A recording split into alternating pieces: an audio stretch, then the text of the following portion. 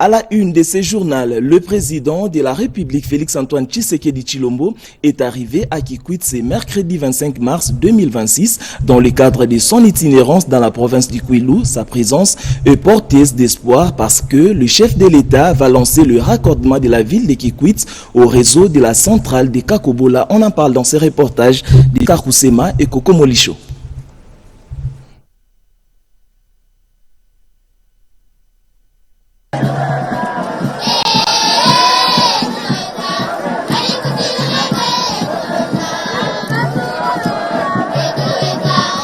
Les conditions météo de ce mercredi dans les ciels du Kwilu étaient prêtes à gâcher la fête de la population des Kikwit mobilisée depuis plusieurs jours pour accueillir le président de la République.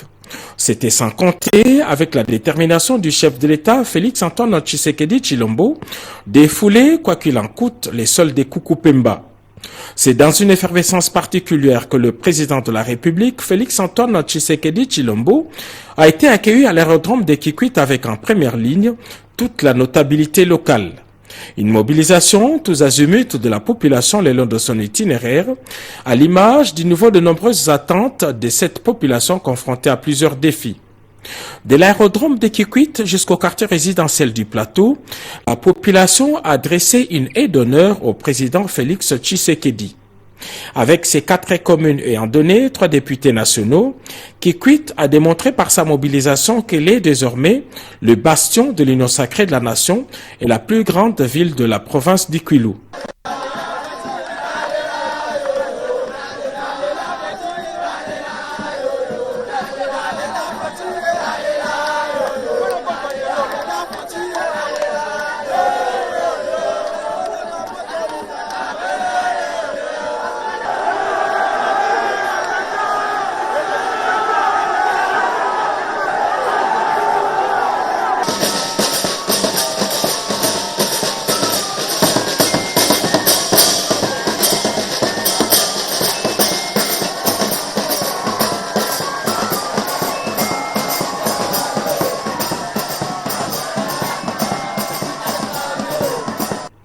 La présence du président de la République, Félix-Antoine Tshisekedi Tshilombo, marque un tournant pour cette province. En effet, après une décennie d'attente, la ville de Kikwit devrait enfin être raccordée au réseau électrique des Kakobola.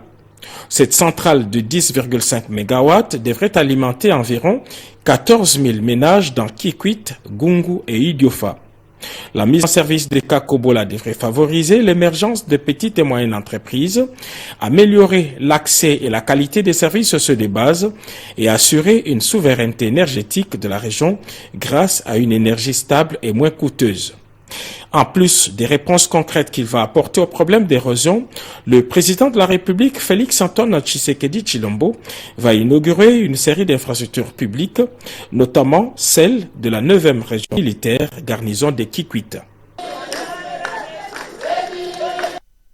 Et bien avant, le président de la République, Félix-Antoine Tshisekedi Tshilombo, a ouvert les travaux de la 13e session de la conférence des gouverneurs hier mardi à Bandundouville, placée sous le thème « Transformation du secteur agricole, halieutique et pastoral, développement rural et connexion au marché urbain ». Le détail dans ce reportage de Guilain Kabalunzi. Et tout ça fait que... Le taux global d'exécution des recommandations de la 12e session de la conférence des gouverneurs de province tenue l'an dernier à Kolwezi dans le Lualaba est estimé à 74%. C'est ce qui ressort du rapport de l'évaluation de la mise en œuvre de ces recommandations.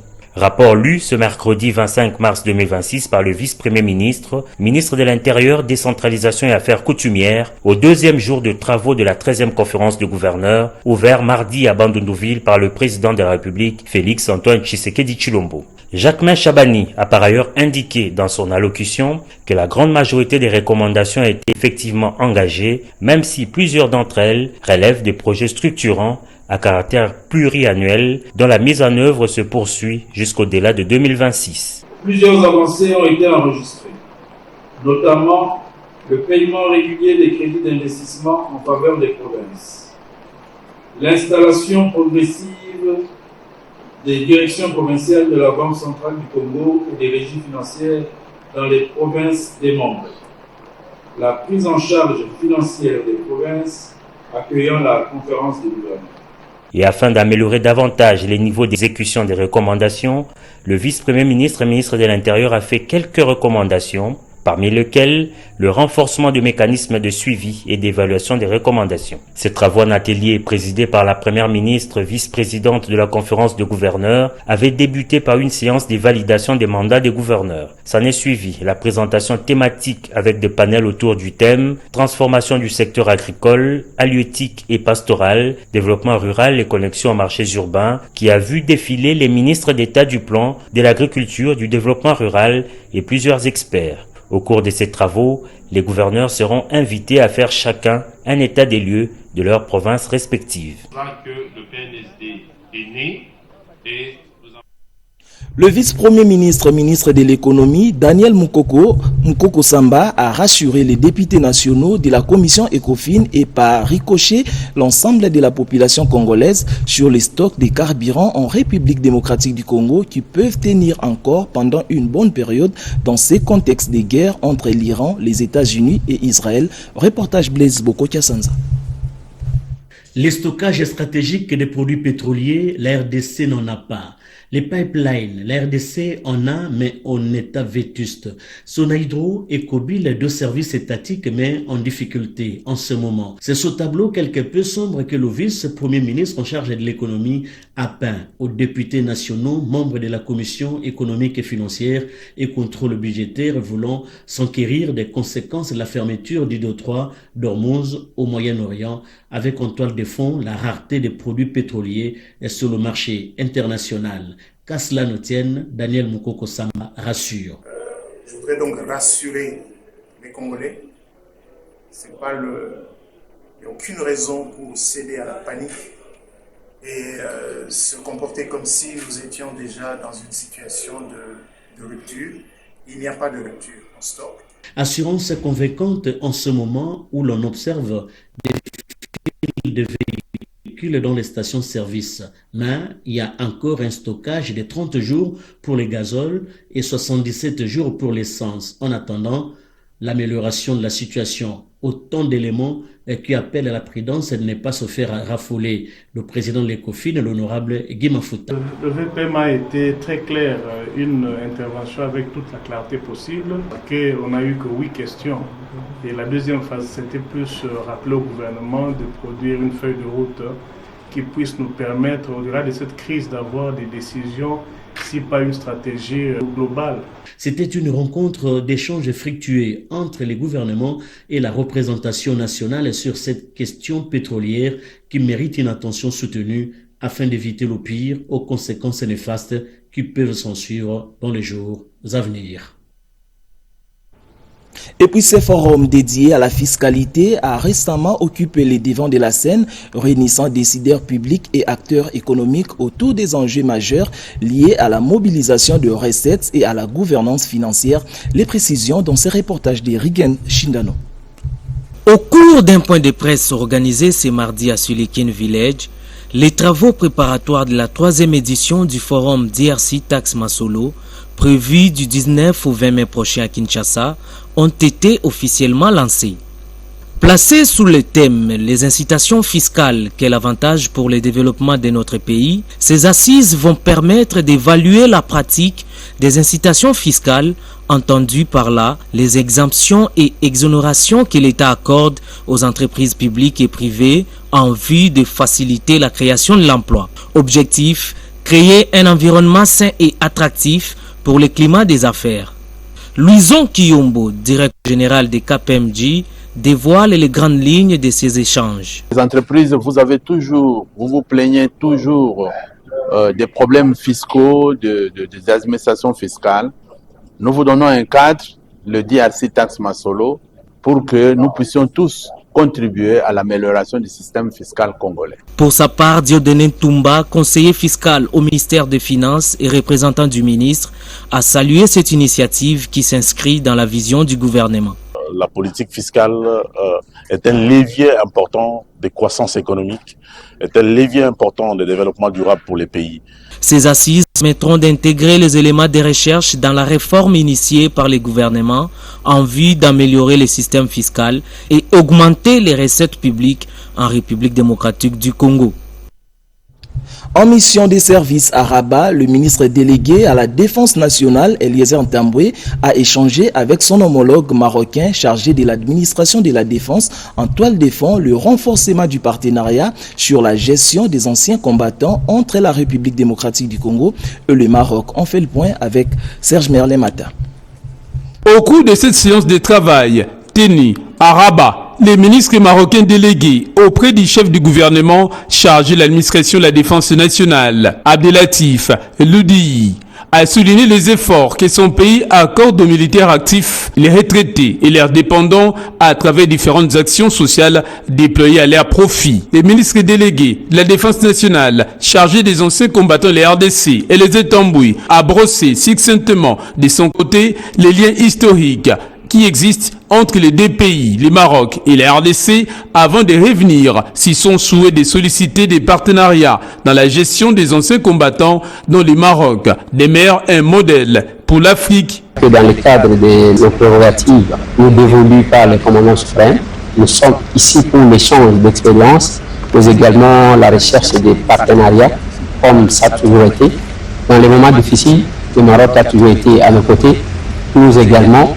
Dans les moments difficiles du Maroc, nous avons toujours été à ses côtés. S'en est suivi l'échange des présents symboliques dans un climat fraternel. Après les palais de l'administration de la défense nationale du Maroc, des cortèges du ministre délégué à la défense nationale chargé des anciens combattants et les Ntambwe a pris la direction du siège de la Fondation Hassan II qui s'occupe des œuvres sociales des militaires actifs et des anciens combattants pour un entretien toujours dans le cadre d'une collaboration avec ceux de la RDC. Les ministres délégués à la défense nationale et les Ntambwe a été soumis aux explications sous une projection de tout ce qui concerne la gestion des anciens combattants, retraités et leurs dépendants. Et cette question, que faire pour digitaliser les activités de la firme des transports en commun à Kinshasa? Eh bien, l'esquisse des réponses à cette problématique était au cœur d'une série de séances de travail entre Transco, FPI et Huawei. Pirombo Saïdi nous signe dans ses condensés. L'une des priorités managériales efficaces de la direction générale de la firme Transco passe par le processus de la relance et de la modernisation de toutes les activités de ces services publics de l'État à travers les techniques rationnelles de la digitalisation de toutes les opérations liées au transport décent des usagers routiers congolais. Principale articulation de la séance de travail tenue avec les staffs dirigeants du consortium Huawei. Parmi les priorités de la nouvelle équipe, c'est arriver à digitaliser le système des billetteries, arriver à digitaliser tout l'ensemble, même la surveillance au niveau électronique et au niveau des vidéosurveillances et autres. Et nous pensons qu'avec Huawei, nous pouvons faire mieux. Avec la direction générale du Fonds de promotion de l'industrie FPI, la problématique de la modernisation de l'infrastructure était au centre des fructueux échanges entre les deux parties. Nous sommes une société qui a la responsabilité de transporter la population congolaise et vous ne pouvez pas parler du développement de l'industrie sans transport.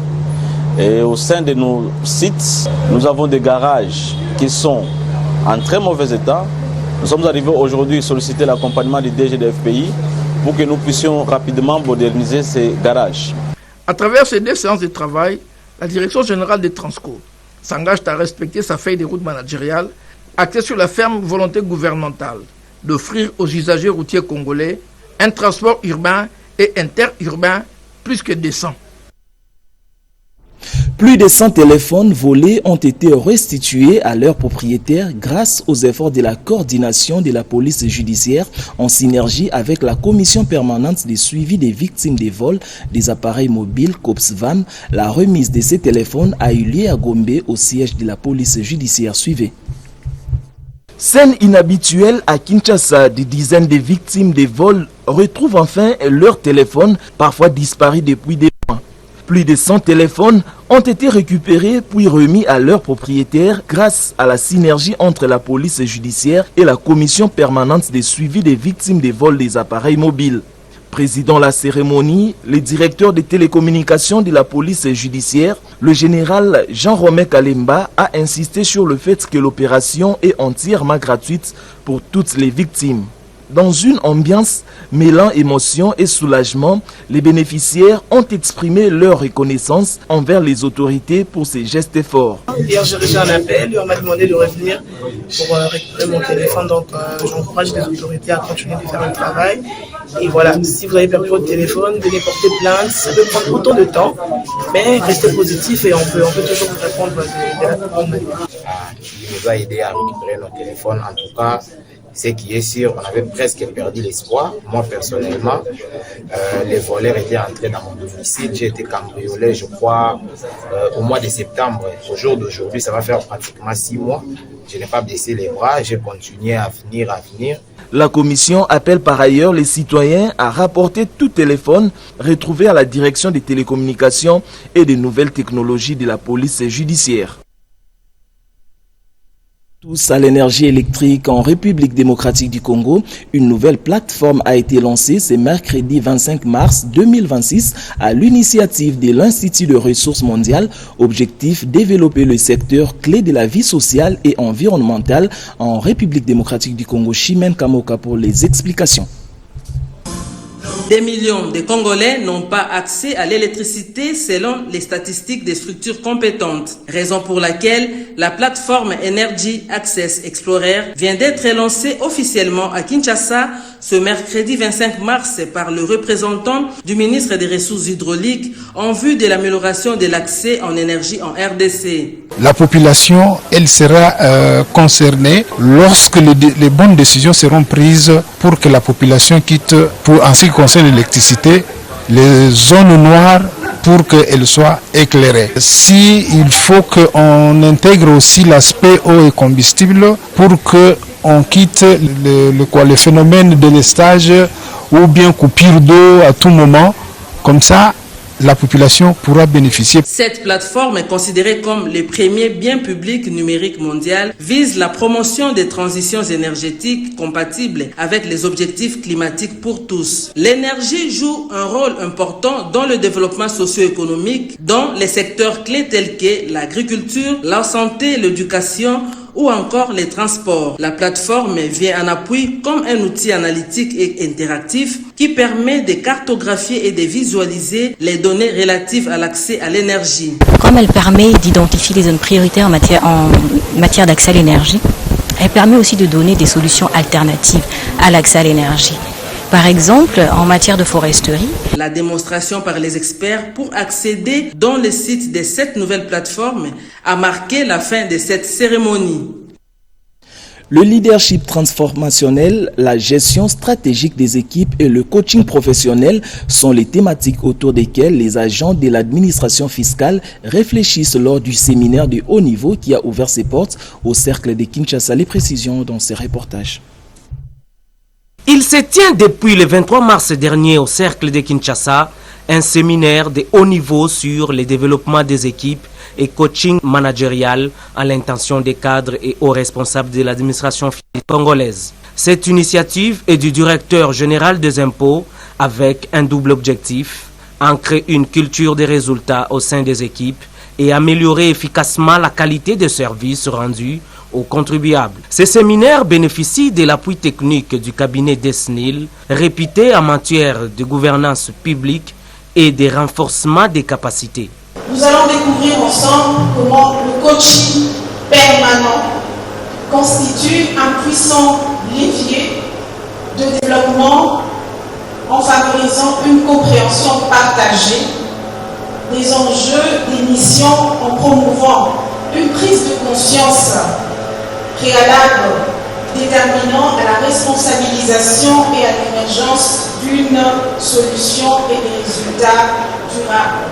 Ces partenariats permettent de conjuguer les meilleurs standards internationaux avec des spécificités et défis de l'administration publique congolaise. Cette initiative est quelque chose d'extrêmement important et donc avec bien entendu le cabinet DESNIL, ils ont su et ils vont donner confiance à tous les collaborateurs pour se mettre dans position d'atteindre une certaine performance. Toutes ces pratiques de gestion permettront aux participants de mobiliser plus de recettes pour les comptes du Trésor public, comme le veut le président de la République Félix Antoine Tshisekedi Tshilombo dans sa vision de la bonne gouvernance dans la gestion des finances publiques en République démocratique du Congo. Le ministre des Mines, Louis Watum Kabamba, a lancé il y a quelques jours les PANAF-GEO, un processus qui permet une maîtrise scientifique rigoureuse du sous-sol congolais. Le directeur général du service géologique national du Congo estime que c'est la condition indispensable pour le développement. Edith Chala pour les commentaires. Du 17 au 19 mars dernier, la République démocratique du Congo a réaffirmé son rôle de géant minier au cœur de la transition énergétique mondiale. Sous la direction du ministre des Mines, Louis Watum Kabamba, un partenariat historique a été scellé avec l'Union européenne et la team. L'ensemble de la PANAF plus Invest a marqué les esprits. Le directeur général du service géologique national du Congo, Raoul Wazenga Vitima, a rappelé avec force que la richesse du sous-sol n'est un levier de développement que si elle est appuyée par une connaissance scientifique rigoureuse. En améliorant cette connaissance géologique, c'est pour nous, ça va servir à ce que nous puissions avoir un outil ou un levier de décision stratégique, surtout en cette période où la demande sur les métaux critiques est en train d'augmenter. Le 19 mars, place à l'action avec le Country Window RDC. Le directeur général a porté haut la voix de l'expertise congolaise, détaillant les missions de recherche et de cartographie. Point culminant, la signature des termes de référence, lançant officiellement les travaux de terrain et la modernisation des laboratoires. PANAF-GEO plus est plus qu'un projet technique, c'est une promesse de transparence et de compétitivité. Le service géologique national du Congo s'impose désormais comme pilier de la transformation minière au service du peuple de la République démocratique du Congo. Les travaux sur le renforcement de l'espace civique pour des élections inclusives et une gouvernance démocratique sont arrivés à leur deuxième et dernière journée. Les organisations de la société civile ont consacré cette journée à la thématique du forum provincial dédié à la démocratie. La clôture a eu lieu hier mardi 24 mars 2026. Rodépanda pour le reportage.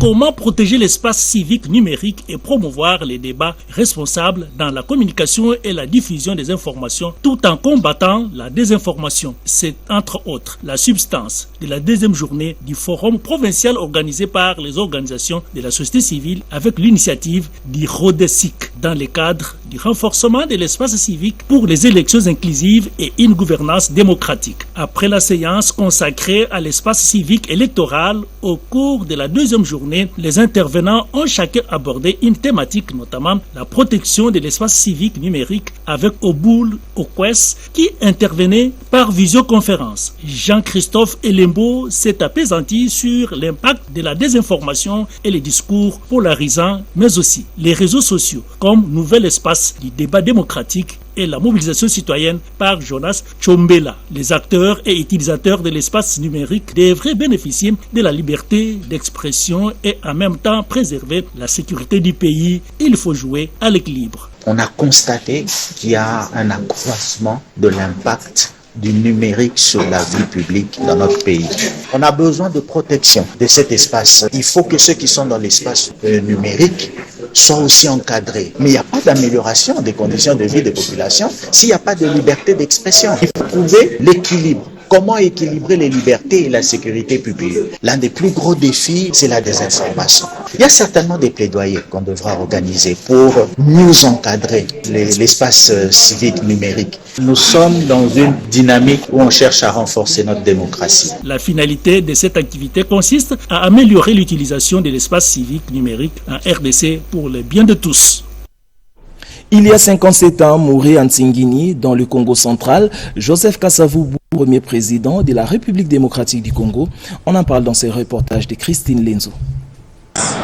Le 24 mars 1969 demeure une date mémorable dans l'histoire de la République démocratique du Congo. Cette date marque la disparition du tout premier président de la RDC, à savoir Joseph Kasavubu. À Kinshasa, pour marquer cette date 57 ans après, la notabilité Congo a comme chaque année organisé ce 24 mars 2026 une cérémonie d'hommage en mémoire de cet illustre homme d'État, intègre modèle pour les générations futures. Remercions le chef de l'État d'avoir honoré le président Kasavubu, et à chaque instant, à chaque moment, il ne cesse de le relater. Merci à ce groupe de journalistes, à ce groupe de personnes qui ont pensé à ma modeste personne pour me décerner ce prix. Plusieurs personnalités politico-administratives, des autorités religieuses, aussi les membres de la famille de feu, le président Kasavubu, ont marqué leur présence pour honorer la mémoire de l'illustre disparu, comme en témoigne Dieudonné Bifumanu Sompi, coordonnateur de la notabilité Congo.